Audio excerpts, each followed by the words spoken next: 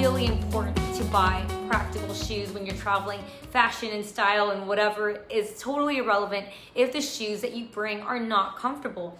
So this is where it's worth investing in a pair of comfortable and practical shoes, things that are versatile, and also that you've broken them in before your trip. Please don't break in shoes the first day of your trip. That is very, very painful. And trust me, I've spent a lot of time in pain over packing the wrong shoes.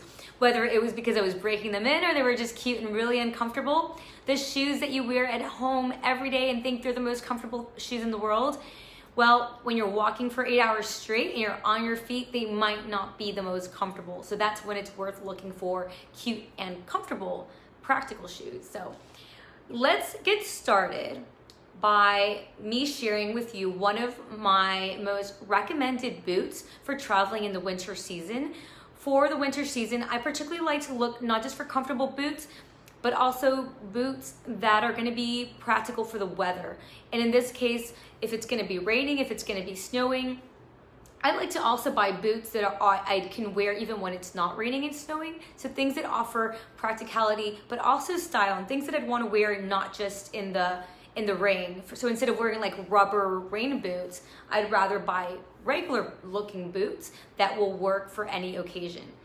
So the very first item that I'm going to be sharing with you is this new pair of UGG boots. They are the UGG Wilde boot. They're waterproof. They are, they've got, labels on there.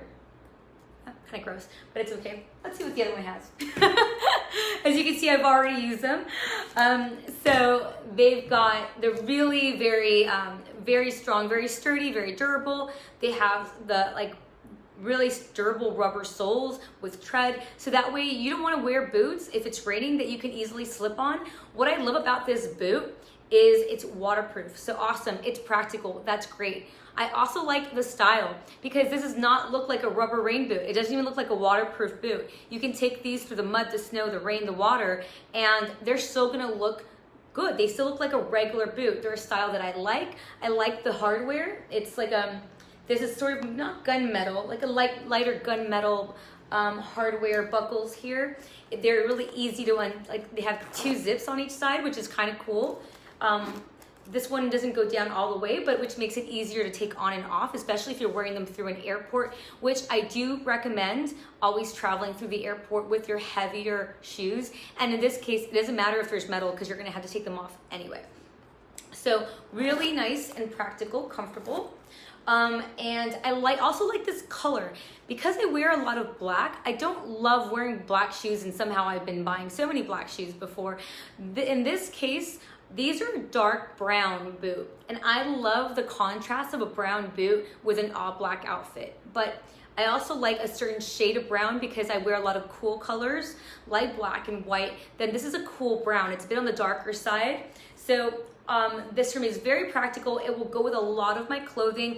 I can possibly even wear this with tights and a skirt or a dress as well. But I wore these to go to the Midwest recently where it was cold, I would say, not as cold as it is probably right now, but it was about, I think it was like in the 40s, maybe down to like 20s and 30s at some point. So this is where I tested everything out. I wore these to go hiking actually, just go hiking through the woods, go on a nice long hike, and I didn't really actually feel like there was any breaking in period, which is great. I was walking in them right out of the box for like 3 hours, I think, through a hike. So that was good. So they've got style, they're practical, and also because they're more of a calf length versus like an ankle or a knee length, they're also a bit easier to pack if you needed to pack them, versus tall boots. Obviously, if you're traveling in winter and you can wear the boots on the plane, it really won't matter because then you won't have to pack them. But let's say you were going on a trip to 2 different places or with varying weather, then you want to have the option to be able to pack your boot. So having a lower boot makes that a bit more practical as well. So I've covered the style, I've covered the color, warmth. So the cool thing about UGG is that they have, I believe it's something in the like filling on the inside, which is really good because, let me see if I can actually show that to you.